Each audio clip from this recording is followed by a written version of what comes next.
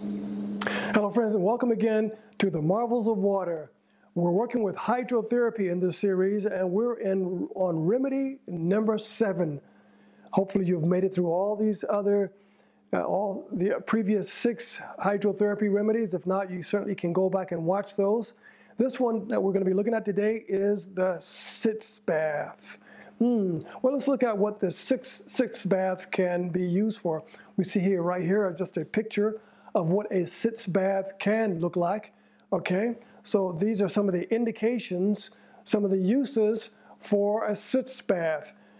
We have some incredible uses for a sitz bath. Well, for men and women, we see here it can be used for vaginal conditions, things like ovaritis, salpingitis. Well, for those that don't know what that is, salpingitis, that is some inflammation of the fallopian tubes.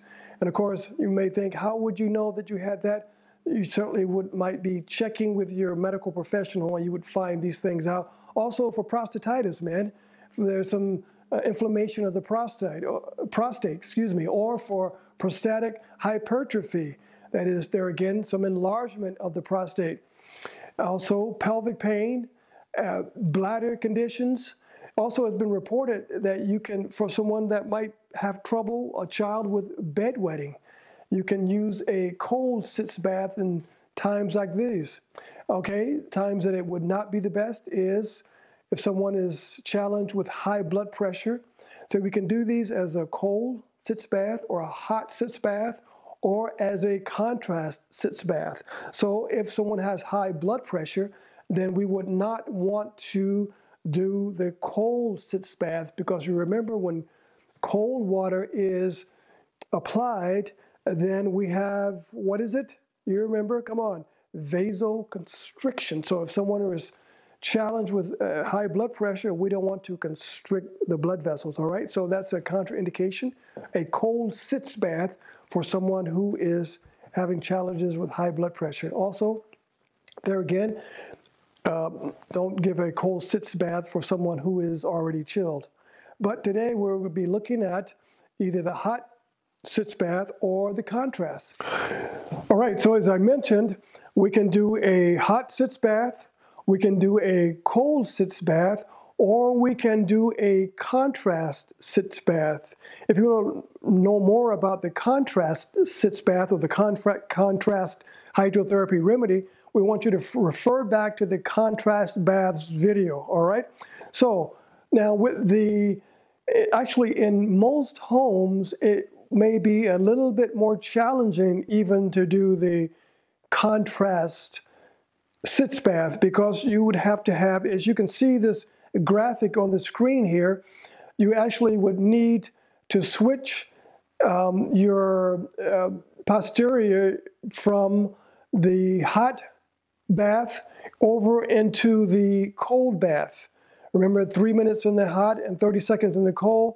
You would have to do that back and forth, and that may be a little bit more challenging in bathtubs in some homes. And let me tell you, I've tried it in the bathtub in my home, and it is very challenging. You have to find 2 basins that can sit down in the bathtub, and then you have to almost be a gymnast to go back and forth. You can make it work, but I think it would be easier to either do the hot sitz bath or the cold sitz bath. Now you see here in the image that the person is in 2 basins. Well, the easiest way to do this in your home, in your bathtub, is to simply fill your bathtub with a little hot water, all right? And then you would need a separate basin for your feet. And notice that you can use the same basin that was used for the hot foot bath. So this may look strange, but you're going to be sitting in your bathtub, but you're going to have a basin with water in it in the bathtub already. So you're going to be in water in your bathtub, and then you're going to have a basin of water in your bathtub, and your feet are going to be in that. Just like you see that man there in that graphic, instead of him sitting in the tub, his posterior would actually be in the water from his bathtub. And the reason for that is is because the foot bath can help to draw some of the inflammation from the pelvic area. Now, having the knees out of the water will help to focus the concentration on the pelvic area, but having the feet in the hot foot bath will help to balance some of that circulation. Now, this may sound a little complicated, but the water in the hot foot bath will actually be warmer than the water that you will be sitting in. So let me go over this once again, just to simplify and to clarify. You want to fill your tub with water, some nice hot water that you will sit in. Then you want to place some hot water that is hotter than the water you're sitting in your bathtub that you will place your feet in. You will be in this for anywhere from 20 to 40 minutes, at which time when you finish this, you will drain the tub and you will cool yourself down either with a cold mitten friction or with a light shower. And there again, this can be corrective for many of these indications that I've already mentioned to you. If you want to do something simpler, you can do, or something that's quicker, you can do cold water sitz bath instead of a hot water sitz bath. With a cold water sitz bath, you would only have to be in the cold water from anywhere up, usually about 5 to 10 minutes. There again, you would sit in your bathtub in cold water, but you would still have your feet in hot water.